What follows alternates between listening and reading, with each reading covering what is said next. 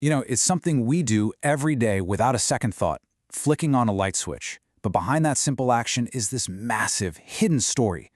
Today, we're going to pull back the curtain and ask a really fundamental question.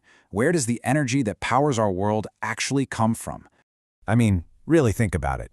The light you turned on this morning, the phone that's probably in your hand right now, the car you drive, everything runs on energy.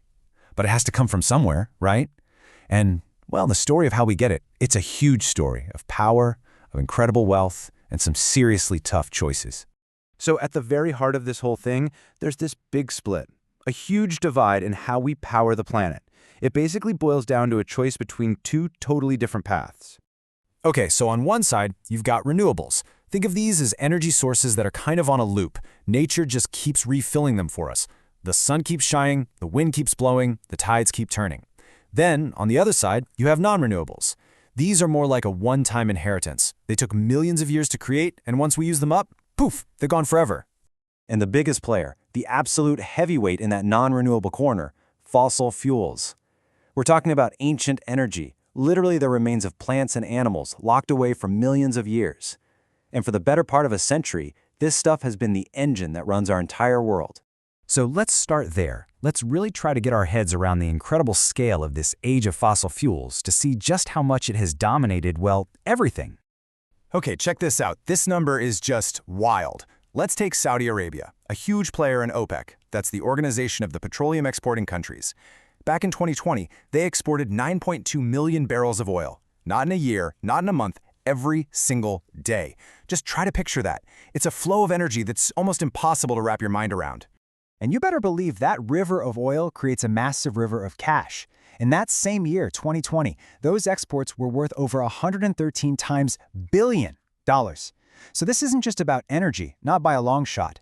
This is a global economic force so powerful it can literally build and reshape entire countries. And that's where you see the huge social impact. All that money completely transformed Saudi society, driving this incredible boom in modern cities. But it also creates some really big problems. I mean, what do you do when your entire economy depends on just one thing? It's a classic example of what economists sometimes call the resource curse, where having too much of one valuable thing can actually hold you back in other ways. But look, this heavy reliance on fossil fuels is not just a story about the big oil producers. Let's pivot to a country like Ireland. If you look at their energy mix, more than half of their electricity and heat comes from natural gas. Yep, another fossil fuel. It just goes to show you how deeply this stuff is woven into the fabric of daily life pretty much everywhere.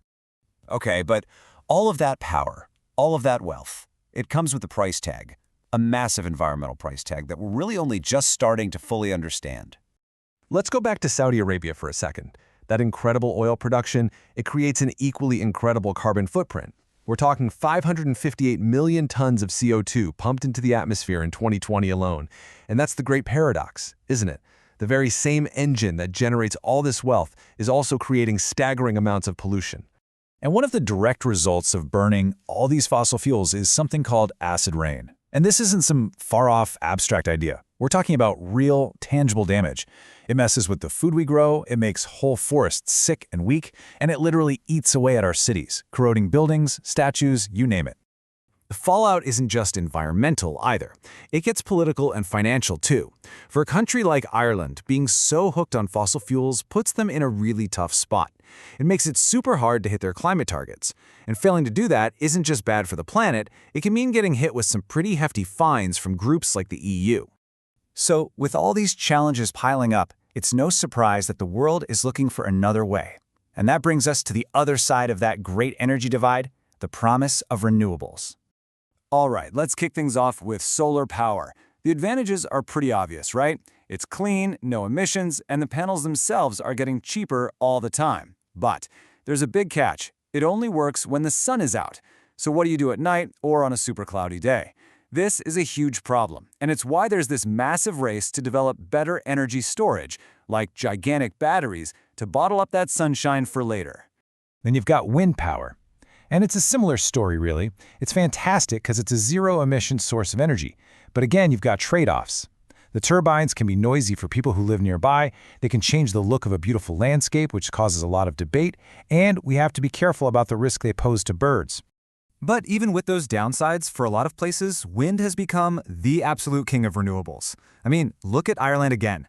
A whopping 86% of all their renewable electricity comes from wind. For them, it's the undisputed heavyweight champ of their green energy plan, at least for now.